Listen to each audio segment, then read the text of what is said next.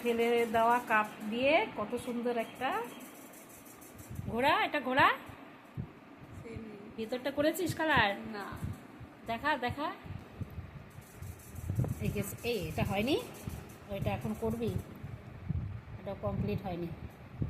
কত সুন্দর করে কাপটা করেছে সাজিয়ে রাখার জন্য। এই দেখো, আবার রং না লেগে যায়। এই যে রং লেগে গেছে। এটাও সুন্দর হয়েছে।